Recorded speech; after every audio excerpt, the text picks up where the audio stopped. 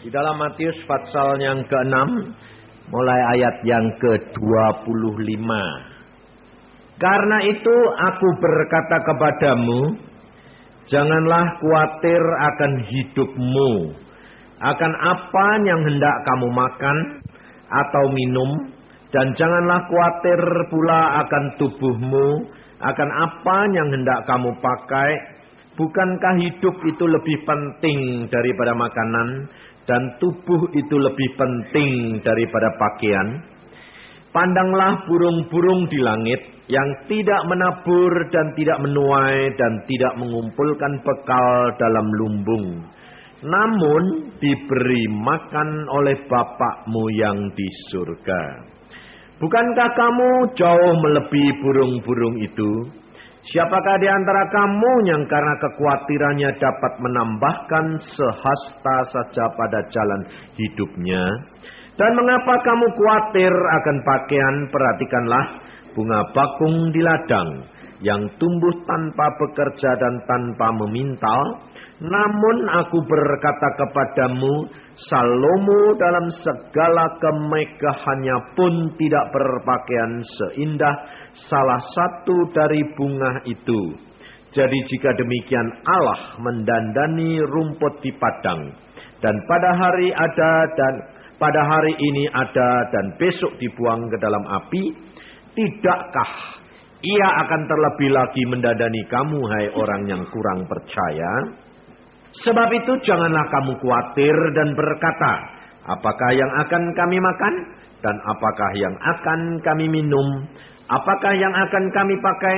Semua itu dicari bangsa-bangsa yang tidak mengenal Allah. Akan tetapi Bapakmu yang di surga tahu bahwa kamu memerlukan semuanya itu. Tetapi carilah dahulu kerajaan Allah dan kebenarannya, maka semuanya itu akan ditambahkan kepadamu. Sebab itu janganlah kamu khawatir akan hari besok. Karena hari besok mempunyai kesusahannya sendiri. Kesusahan sehari cukuplah untuk sehari. Saudara, firman Tuhan ini kalau diterapkan di Indonesia sekarang, kira-kira sudah cocok atau belum? Saya yakin, saudara, Indonesia sekarang ini tekstil itu murah, betul enggak? Hah?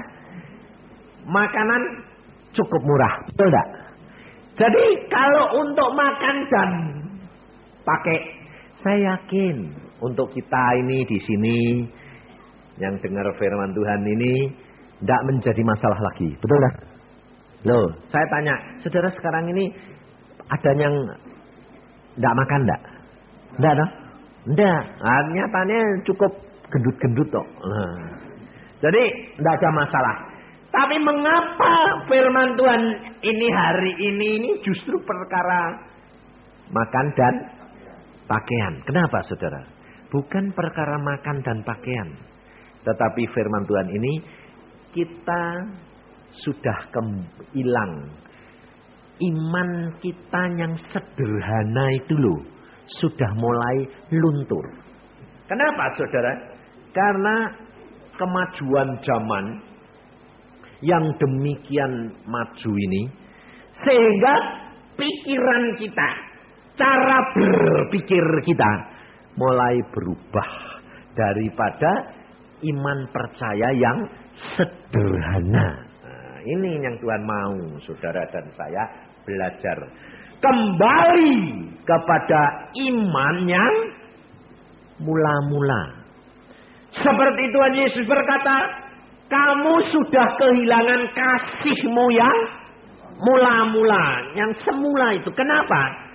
Karena keadaan-keadaan yang menyebabkan kita berubah. Contohnya, saudara, kalau zaman sekarang ini sudah demikian maju, barang di mana-mana dikasih kredit, ya dah, bank di mana-mana buka. Nah, bank itu untungnya dari mana? Kalau tidak ada orang pinjem. Betul ya? Jadi kredit di mana-mana. Nah, sekarang barang banyak di mana-mana. Orang zaman sekarang modern itu sekarang hidupnya kredit enggak? Betul enggak? Nah, lalu saudara cari kreditan atau saudara didatangi tukang kredit? Zaman maju, bank bersaing, orang cari nasabah. Sekarang saudara dulu cari barang pergi ke kota susah. Sekarang barangnya nyari saudara. Betul lah? Nah, sekarang otomatis cara berpikir saudara dirubah enggak? Gajiku berapa? 100.000 atau 50.000 atau 20.000. Nah, buat makan berapa? Wah, wong sebulan cuma bayarnya 1.000. Bisa, gitu dah. Nah, itu terus terang. Saudara mulai butuh sepeda motor, butuh sepeda, lalu mulai minta sama Tuhan atau mulai mikir pendapatanmu? Imanmu mulai luntur enggak? Kalau dulu barang susah, mau minta apa-apa Tuhan. Wong gaji enggak cukup, enggak ada, ya dah, kerjaan susah. Nah, sekarang sudah punya kerjaan, ditawarin barang loh. Sekarang ini kalau kepengen barang, pikirannya yang jalan atau imannya yang jalan? Wah, jadi tambah modern, tambah kehilangan iman yang semula, saudara. Saya pada waktu dikasih firman Tuhan ini, saya bilang, Tuhan, ini di gereja ini yang dibutuhkan apa, jemaatmu apa? Aku tidak tahu Tuhan. Tuhan bilang apa? Kan jemaat di sini itu sederhana. Loh, betul nggak? Loh, saudara ini kalau dibandingkan sama jemaat yang di kota itu yang mentereng-mentereng dulu, beda enggak? Timur, Bapak Pendeta bilang, oh di timur beda. Tapi saudara, kita secara tidak sadar sudah mulai berubah pikiran. Iman kita mulai hilang. Kenapa? Karena saudara tidak sadar hanyut dengan perkembangan zaman. Dan Tuhan mengatakan, ajar mereka kembali kepada iman yang mula-mula.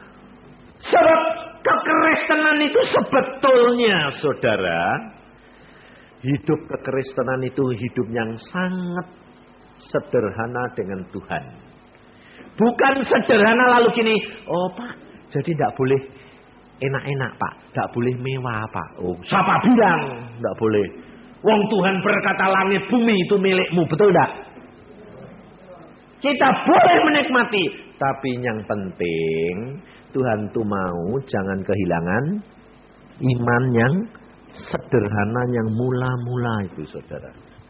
Karena kita kerap kali tidak menyadari bahwa hidup ini Tuhan sudah ngajar. Sebetulnya kekristenan itu gampang sekali. Yang bikin susah itu perkembangan zaman teknologi ini yang menyebabkan kita berpikir kita dipaksa masuk situ. Sehingga apa? Tidak sadar kita hanyut. Nanti kalau sudah menghadapi masalah baru sadar. Loh kok sudah kecemplung lagi. Nah, gembor-gembor. Saudara tidak sadar, saudara sudah hanyut. Wah, kepengen sepeda sebulan cuma 10.000 kok. Oh, murah. Tidak tahunya saudara gajimu 50.000. Perusahaannya tahu-tahu kebakaran, bangkrut. Nah, kamu di PHK. Kalau sudah itu tukangnya kredit datang, waduh, PHK. Mulai bingung nah. Kalau sudah bingung gitu, gembor-gembor sama siapa? Aduh Tuhan. Loh, lalu Tuhan bilang, "Loh Lang, kamu pada waktu kredit yang tanya janda. Kamu mikir dewek, kamu cari jalan dewek, sekarang kesusahan kok gembor-gembor Tuhan, Tuhan." Loh, lalu Tuhan ini bilang apa? Kamu kalau tidak diajar itu tidak kapok ya, rasain lu. Baru minta ampun. Karena apa saudara? saudara lupa kehilangan kasih dan imanmu yang mula-mula. Maka dari itu kita harus kembali. Nah, iman yang mula-mula itu yang bagaimana? Saudara, ini perlu dikaji kembali karena apa? Sudah luntur, sudah lupa. Karena perkembangan zaman. Maka dari itu saudara perhatikan. Tuhan Yesus selalu berkata di dalam ayat yang ke-33 ini, carilah dahulu kerajaan Allah dan kebenarannya, maka semuanya itu akan ditambahkan kepadamu.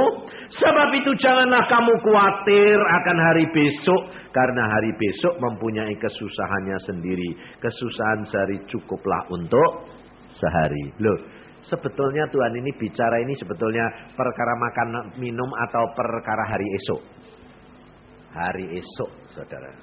Dan hari esok itu karena apa? Bukan perkara makan dan minum lagi, tetapi perkara yang engkau dan saya sudah kehilangan iman ini loh. Karena banyak orang sudah hanyut dengan perkembangan dunia ini sehingga kehilangan iman. Dan dia harus menghadapi kenyataan demi kenyataan. Dan dia tidak akan mendapatkan apa yang ditakutkan itu. Supaya dia dapat mengatasi ketakutan. Itu tidak akan dapat kalau saudara kehilangan iman yang mula-mula. Kehidupan kekristenan saudara. Kalau kita lihat di dalam Roma. Coba kita lihat di dalam Roma. Pasal yang ke-14.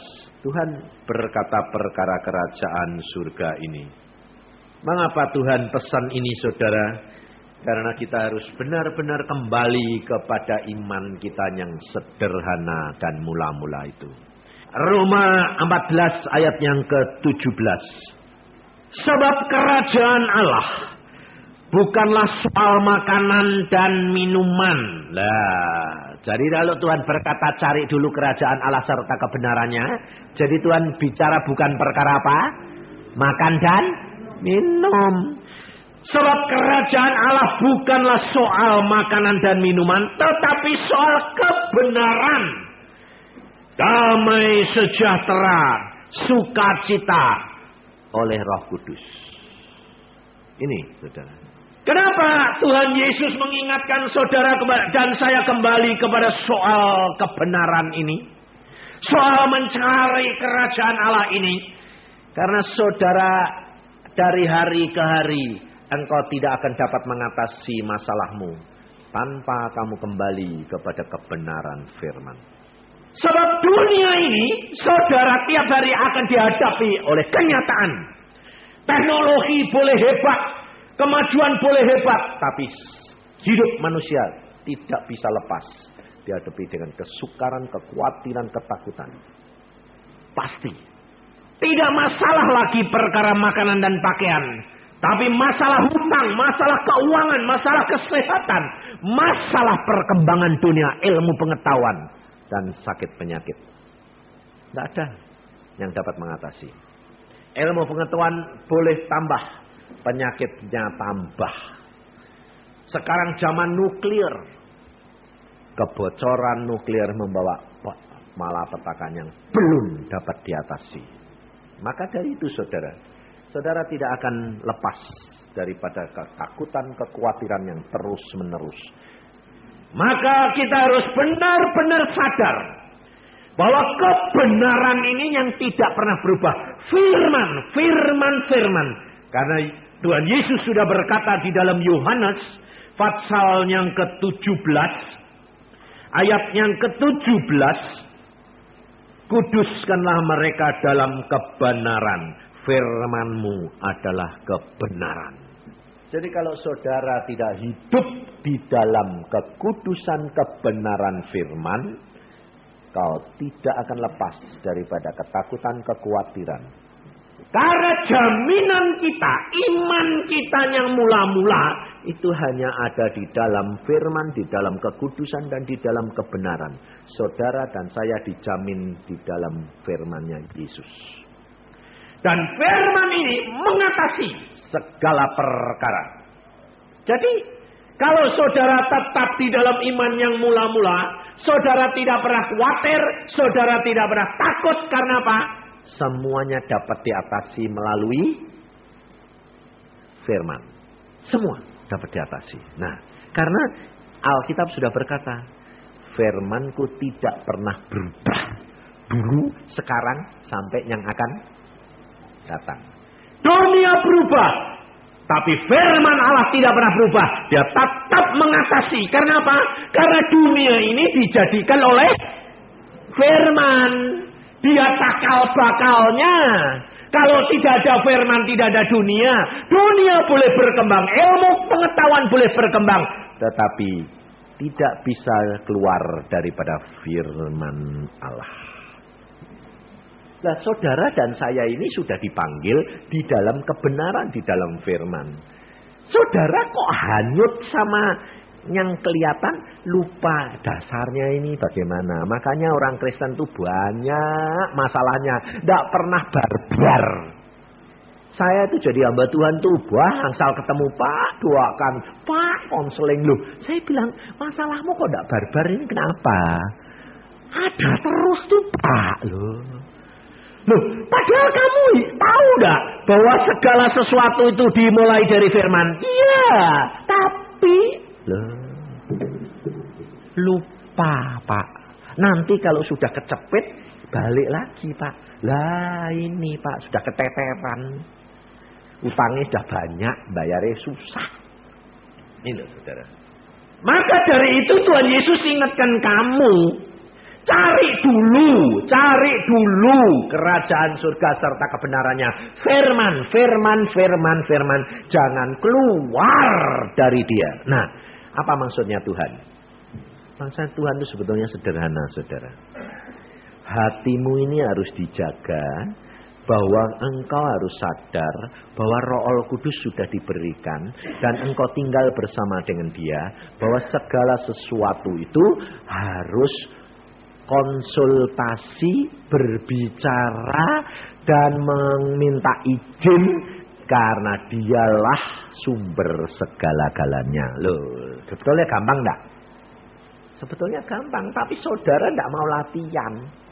Kenapa Tuhan Yesus membicarakan perkara ini seperti perkara makan dan minum? Karena sebetulnya saudara itu dituntut oleh Tuhan seperti kamu sekarang ini loh. Makanan tidak pernah kamu pikirkan lagi, pakaian tidak pernah pikir lagi. Karena apa? Semuanya gampang dan murah. Itu yang Tuhan mau. Karena Alkitab berkata, barang siapa setia dalam perkara yang kecil, dia diberi tanggung jawab yang besar loh. Kalau saudara bisa punya iman, punya percaya yang sederhana seperti itu yang Tuhan mau. Contohnya saudara, mari kita lihat di dalam perjanjian lama, di dalam 2 Raja-Raja. Supaya kita tahu saudara, bahwa dari zaman dulu sampai sekarang pun tetap sama masalah itu. Di dalam 2 Raja-Raja pasal yang kelima, mulai ayat pertama, Naaman, panglima Raja Aram, adalah seorang terpandang di hadapan tuannya dan sangat disayangi, sebab oleh dia Tuhan. Loh, ini Naaman ini orang Aram loh saudara. Bukan orang Israel, bukan orang Yahudi. Ini orang Aram. Nah, coba saudara perhatikan. Dia dihormati, dia terpandang, dia diangkat jadi jenderal, sebab oleh dia Tuhan telah memberikan kemenangan kepada orang Aram. Tetapi orang itu seorang pahlawan tentara sakit kusta. Nah, sekarang jenderal Naaman ini kurang apa? Uangnya banyak enggak? Kaya enggak? Pegawainya banyak enggak? Hah? Cuma satu kekurangannya, dia punya sakit apa? Nah, zaman sekarang sakit kusta itu bisa diobati, bisa dioperasi. Zaman dulu tidak ada obatnya. Nah, kalau zaman dulu penyakit kusta itu tidak ada obatnya, Zaman sekarang sakit kanker ada obatnya enggak? Hah? Enggak ada. Nah, bedanya apa? Kalau zaman sekarang orang bilang kanker gitu, sudah terus nempel di sini terus kanker, malah cepat mati tidak? Hah? Duitnya banyak, segalanya banyak, tapi ketakutannya di sini nih lebih cepat mati tidak orang itu. Nah, sama dengan Naaman. Nah, dia sakit kusta, dia tidak ada jalan lain. Jenderal kalau dia lewat orang lain bilang nyembah semuanya, tapi dia sendiri rasanya apa? Nyembah, aku diangkat-angkat, sebentar lagi mati. Kanker. Ya, saudara, tidak ada artinya, saudara. Tetapi Alkitab di sini berkata, orang yang model kayak gitu ditulungi Tuhan terus enggak? Loh, di sini nih. Tetapi oleh Dia Tuhan telah memberikan kemenangan. Berarti orang ini disayang Tuhan enggak? Nah, sekarang saya tanya, saudara ini disayang Tuhan enggak? Sayang. Punya takut, punya khawatir kayak Naaman enggak? Punya. Nah, apa bedanya kamu sama Naaman? Ini loh. Kenapa? Saudara disuruh belajar dari Naaman. Dia sudah putus asa, tidak ada jalan keluar. Saudara dan saya disuruh punya iman sederhana. Loh, ayat 2. Orang Aram pernah keluar bergerombol dan membawa tawanan seorang anak perempuan dari negeri Israel. Ia menjadi pelayan pada istri Naaman. Berkatalah gadis itu kepada nyonyahnya, sekiranya tuanku menghadap nabi yang di Samaria itu, maka tentulah nabi itu akan menyembuhkan dia dari penyakitnya. Lalu pergilah Naaman memberitahukan kepada tuannya, raja, katanya, beginilah dikatakan oleh gadis yang dari negeri Israel itu. Maka jawab Raja Aram, baik, pergilah, aku akan mengirim surat kepada Raja Israel. Loh, saudara perhatikan, mana ada jenderal nurut sama pembantunya, gadis kecil yang tidak ada artinya, budak beliannya, budaknya kok dituruti. Kira-kira ada enggak? Nyonyai, tuane nurut sama genduke, ada enggak? Ada. Perempuan seksi. Nah, karena tuane seneng mbek genduke ya toh, mau nurut. Tapi kalau Naaman ini nurut karena seneng atau karena putus asa? Nah, ini loh saudara. Allah menghendaki saudara, kerap kali saudara dipepetke sampai masalahmu itu nyempit kamu, sampai kamu ini sudah gepeng, putus asa, baru bilang apa? Ya wes Tuhan. Nanti kalau sudah kepepet, omongannya orang Kristen apa dituruti. Apa saja. Sana cari hamba Tuhan dulu. Sana. 2 malam. Sembahyang pagi. Nurut. Nah itu saudara, karena apa? Karena engkau sudah kehilangan kasih dan imanmu yang mula-mula itu. Naaman diam, dengar pelayannya yang kecil, dia langsung lapor raja. Raja ya cepat sana. Sebab raja ini takut kehilangan Naaman. Dan dia nulis surat, loh saudara. Langkah yang Tuhan mau itu saudara dan saya itu kembali kepada iman yang sederhana. Dan itu jangan kamu tinggalkan. Lalu pada waktu dia pergi ke Israel, ketemu Elisa. Elisa nemuin Naaman enggak? Elisa di dalam kamar, Naaman di luar, disilahkan masuk saja enggak? Kira-kira kalau jenderal diperlakukan gitu itu rasanya kayak apa? Saudara saja kalau cari hamba Tuhan, saudara saja loh budak jenderal, pergi ke rumahnya hamba Tuhan. Lalu, Pak mau ketemu Pak Pendeta. Terus pendeta bilang, kasih tahu, suruh mandi di kali. Kali sini ada kali enggak? Ada. Nyelam 7 kali. Nanti kamu sembuh. Kira-kira saudara bilang apa? Sombong amat. Nemuin aja enggak mau, betul enggak? Saudara datang ke pendeta enggak bawa apa-apa. Bawa masalah. Naaman bawa emas, perak, pakaian 2 kereta. Bayangin saudara. Sama Elisa ditemui janda. Kasih tahu. Nyelam. Ini kali yang kotor itu loh. Bayangin saudara.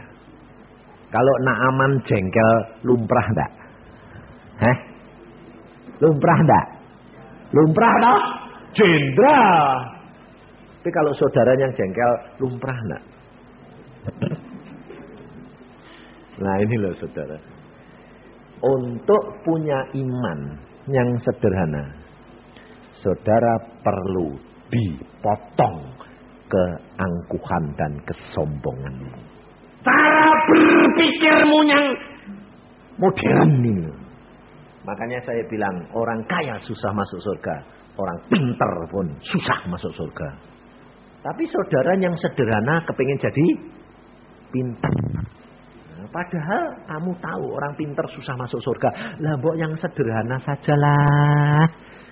Wong sederhana itu paling penak.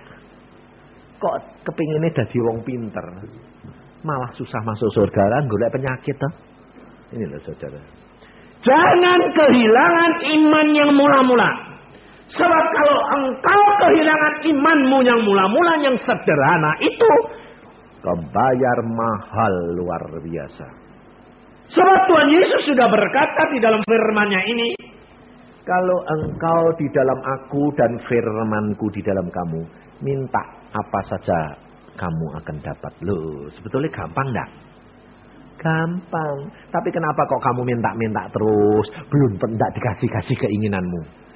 Karena kamu udah kembali kepada iman sederhana. Kepengennya modern. Lah itu. Apa Tuhan itu tidak boleh kamu ningkat?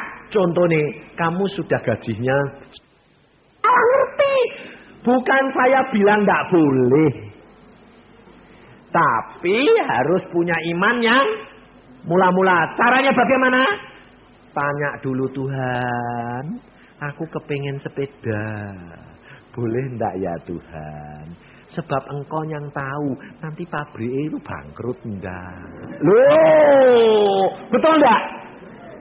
Lalu kamu bilang Tuhan, jangan-jangan nanti penciutan tenaga. Aku di PHK. Ketiga, loh Tuhan, engkau yang tahu. Jangan-jangan nanti bulan depan aku sakit. Lah kan bangkrut, aku bayarnya piye ini? Buat ongkos obat wae susah, kredit meneh. Lah kan bubar. Yang tahu siapa? Lah kok kamu enggak tanya? Kok kamu mikir-mikir, gajiku segini, potong segini. Ringan. Ringan. Kalau sudah di PHK mau apa? Jadi berat. Biarpun gajimu 50.000, nyicil 10.000. Nah, kalau sudah di PHK, jadi makan saja tidak cukup. Bayar utang. Ini loh saudara. Kita tidak tahu apa yang akan terjadi besok. Lusa. Tidak tahu. Tapi Allahmu tahu apa yang akan terjadi dengan engkau. Maka dari itu saudara, belajar. Jangan sombong, jangan mulai masuk ke dalam ketinggian hati. Wah, gajiku gede. Jangan sombong. Kita kerap kali tidak sadar diseret dengan apa yang ada di depan kita. Apa yang Tuhan sudah berikan. Menyebabkan saudara menjadi tinggi hati. Melupakan Allahmu. Padahal semua berkat anugerah itu asalnya dari siapa? Tuhan. Kita tidak sadar, saudara. Maka dari itu Naaman pada waktu Elisa berkata, mandi 7 kali. Nyelam. Naaman tersinggung. Karena apa? Karena dia seorang perwira tinggi. Tapi coba perhatikan saudara. 2 kali Naaman diselamatkan dan tertolong hanya karena dia nuruti anak buahnya, pegawainya. Jadi Tuhan mengajar apa? Rendah hati. Jadi jangan sok. Karena tinggi hati menyebabkan kejatuhan dan penderitaan. Maka coba kita lihat apa yang ayat 12. Bukankah Abana dan Parpar sungai-sungai Damsik lebih baik dari segala sungai di Israel? Bukankah aku dapat mandi di sana dan menjadi tahir? Kemudian berpalinglah ia dan pergi dengan panas hati. Tetapi pegawai-pegawainya datang mendekat serta berkata kepadanya, Bapak, seandainya Nabi itu menyuruh perkara yang sukar bagimu, kepadamu, bukankah Bapak akan melakukannya? Apalagi sekarang ia hanya berkata kepadamu, mandilah dan engkau akan menjadi tahir. Loh, memang kerap kali orang ini lebih senang disuruh hal yang susah-susah enggak? Yang susah tapi masuk akal. Lebih senang bayar mahal tapi masuk akal daripada terlalu sederhana. Loh. Nah, saudara, kekristenan saudara ini jadi sekarang cari susah-susah sing aneh-aneh lah. Itu. Contohnya saudara, bangun gereja. Sebetulnya iman sederhananya bagaimana? Berlutut, banyak sembahyang, betul? Tapi zaman sekarang cari sumbangan ke kota. Sebetulnya gampang lutut atau gampang ngider keles? Hah? Gampang lutut, tapi yang diinginin apa? Yang dicari apa? Cari di kota. Kota itu tempatnya duit, orang kaya-kaya. Nyodong. Saudara tahu? Banyak orang Kristen kehilangan iman yang sederhana, yang mula-mula. Saya sendiri di belajar Tuhan. Kembali, Tuhan bilang, kembali. Saya bilang, oke Tuhan. Saya orang kota, tapi disuruh belajar seperti orang desa. Tuhan berkata, kamu harus jangan kehilangan iman yang mula-mula. Dan saya mendapatkan semuanya. Tidak pernah khawatir, tidak pernah susah. Kenapa? Karena itu kunci kita. Dari mulai kita bertobat sampai kita masuk kerajaan surga. Karena firman Tuhan berkata, cari dulu kebenaran dan kerajaan Allah dan kebenarannya. Maka semuanya akan ditambahkan. Loh, kamu sudah punya kuncinya kok kamu lepas lalu ganti kunci baru. Yang modelnya aneh-aneh. Yang muternya susah. Oleh penyakit enggak kamu ini. Padahal saudara, kalau Tuhan mau menyediakan itu gampang loh. Sederhana. Tuhan Yesus bilang apa? Kalau kamu mau masuk kerajaan surga, kamu harus seperti anak kecil. Gampang. Segala sesuatu itu jangan dipikirin. Nah, kemukakan sama bapakmu loh. Saudara tahu? Hidup saya dan adik-adik saya juga begitu. Tapi tidak semua adik saya. Adik-adik saya yang hidup mepet sama Tuhan. Enak semua. Nah, salah satu adik saya itu notaris. Dia notaris. Notaris itu cukup kaya enggak? Kaya. Kaya, memang kaya dia. Rumahnya banyak. Tapi dia itu punya iman juga yang sederhana. Gampang. Dia anaknya kepingin, mah jalan-jalan ke Australia sih mah. Lalu dia bilang, Tuhan, anakku kepingin ke Australia. Boleh Tuhan. Kalau boleh, ya engkau sediakan biayanya. Caranya bagaimana? Terserah. Kalau Tuhan bilang suruh jual ini, ya tak jual. Kalau Tuhan bilang ndak jual, aku beri ya. Silahkan. Wong aku ini hambamu, aku ini anakmu, aku ini yang minta apa-apa sama kamu loh. Sekarang anak orang kaya. Anaknya minta sama bapaknya kaya. Karena ini anaknya ya anak orang kaya, jadi punya mainan segala macam, punya barang bagus-bagus. Kira-kira kalau dia mau pergi ke luar kota, bapaknya bilang apa? Bapaknya yang ngasih duit atau dia bilang, jual barangmu. Padahal barangnya anaknya banyak. Tapi tetap dikasih duit loh. Adik saya bilang apa? Tuhan, aku mau jalan-jalan ke Australia. Boleh, kalau boleh bagaimana dapatnya duit. Mau mbokon jual tak jual, mau mbok kasih ya biar bagaimana. Saudara tahu apa? Dia baru sembahyang gitu lalu dia ngomong sama saya gini. Aku mau jalan-jalan. Wes sudah punya duit ya? Lah terus tanya Tuhan. Tuhan bilang kalau Tuhan boleh. Belum dijawab belum. Tapi Tuhan pasti biasanya jawab. Diam dia tenang. Diam dia tenang. Diam dia tenang. Ini ada orang kaya raya bukan Kristen. Bukan Kristen. Punya rumah banyak. Lalu dikuasakan dia. Kuasa agraria datang pada dia. Dia bilang, Bu, rumah bapak itu, rumah ini nomor ini, jalan ini nomor ini. Kepotong jalan, Bu. Proyek Pemda. Terus Pak, saya tinggal semeter kali 10, 2 meter kali 3. Habis Pak, habis.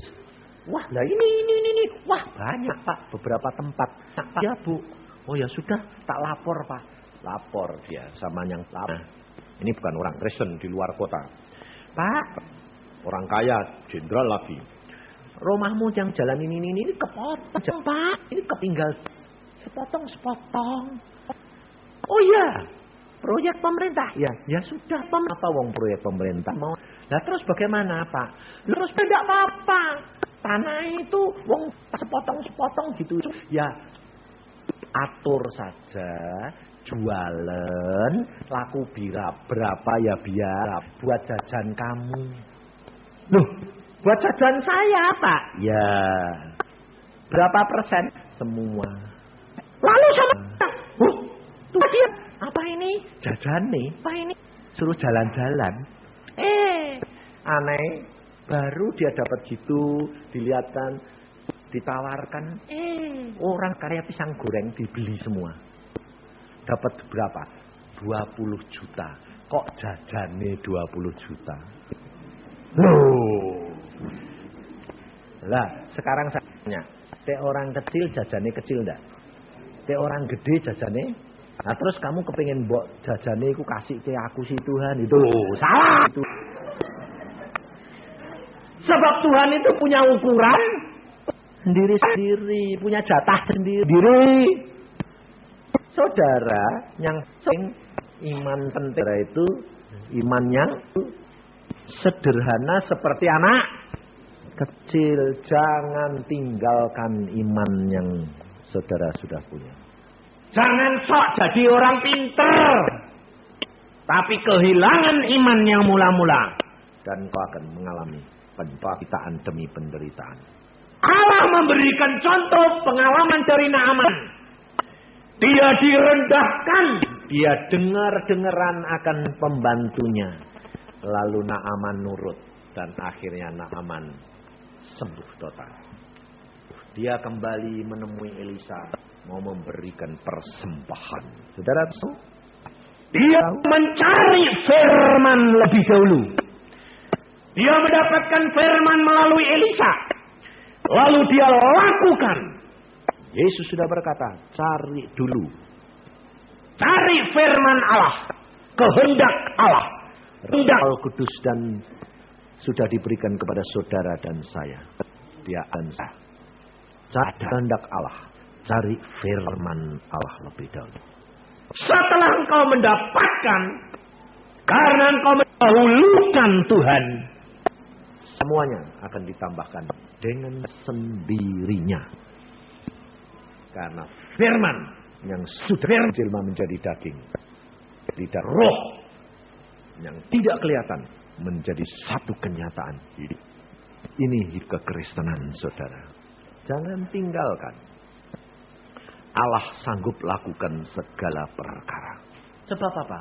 Sebab Dia maha kuasa. Saudara tahu, orang main catur. Orang main catur itu bidaknya itu bisa jalan dewek enggak? Siapa yang gerain? Yang main atau bidaknya bisa loncat-loncat dewek? Lah, saudara dan saya itu Alkitab Mazmur 37 berkata apa? Allah menetapkan langkah-langkah orang yang hidupnya berkenan. Berarti saudara dan saya ada yang jalani enggak? Yang jalani siapa? Tuhan. Lah kok kamu loncat-loncat dewek? Kepengen cepat-cepat menang. Nah, makanya itu gelundung semua. Nah ini apa? Bidak-bidak ajaib itu. Tuhan mau gerakkan gini, lulu sudah mencolot ke sana, lulu. Nah ya Tuhan bilang ini apa-apa? Karena bidaknya ini ada magnet. Ditarik magnet sana, lo lari sendiri. Saudara tahu mainan sekak yang dibuat di kereta api itu kan ada magnetnya. Nah kalau ada magnet sebelahnya kan lari tadi ya, ketarik ke sana. Nah itu karena itu sekitarmu benda-benda dan ilmu pengetahuan menarik kamu ndak nurut Tuhan, loncat dewek. Pantesan banyak orang Kristen gagal.